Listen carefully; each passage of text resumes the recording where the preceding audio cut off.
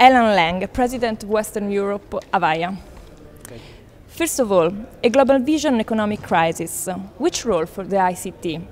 Is the ICT the new oil for the world economy? I don't think it's the new oil. I think it's a continuation of what it's been for a long time, which is bringing competitive advantage. Nothing has changed through the world economy. I think it's a fact that we now need to use it more effectively than we have in the past.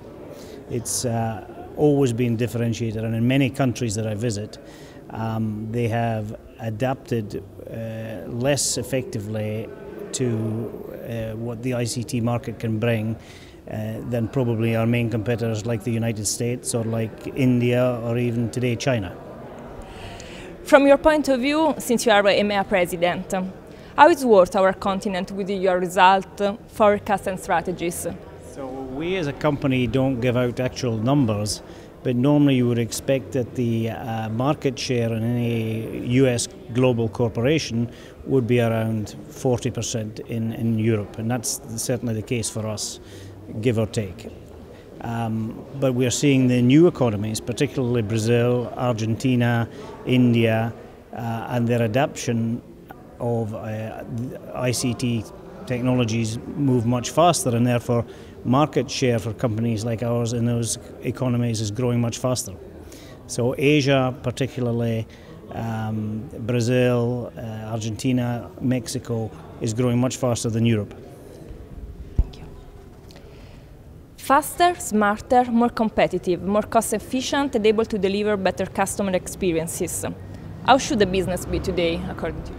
I think businesses have an opportunity to move beyond the recession by adapting to the changing requirements of their employees, the changing requirements of their customers, and are able therefore to use them as cost benefits to enable them to become more efficient and therefore help ICT become the differentiator.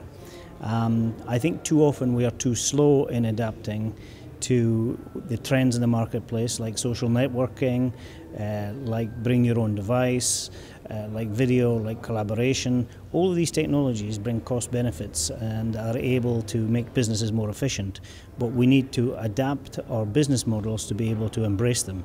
And business collaboration, I believe, is one of those significant areas that can bring that and make it happen quicker. So you spoke about customers, and when we speak about innovation consumer, is it ICT a demand-driven market? Should it be seen as such?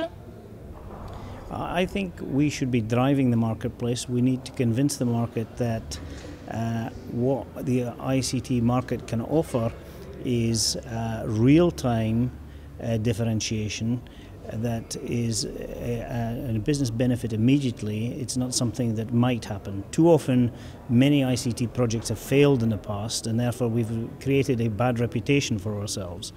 Or rather than failed, they have, if you like, not delivered on the promise as immediately as the expectations were set with the customer, with the partner, with the public authority. And I think we've now grown beyond that. There is now no scope for failure, and we can drive the market rather than be market driven.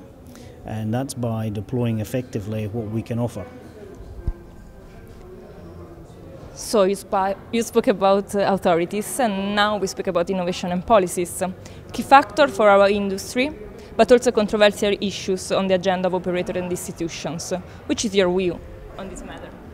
I think we have to try and develop a next generation of technologies from the huge experience we have in Europe, particularly in Italy, where we have a generation who are innovative, they are user-friendly towards the technologies they've become accustomed to, and we need to develop an entrepreneurial spirit.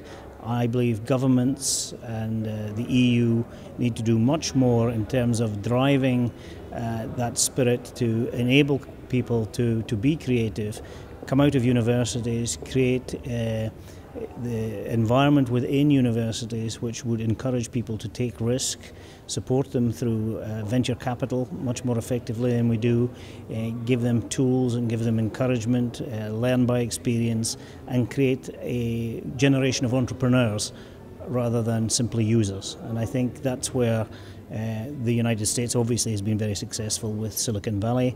We see it now happening in India.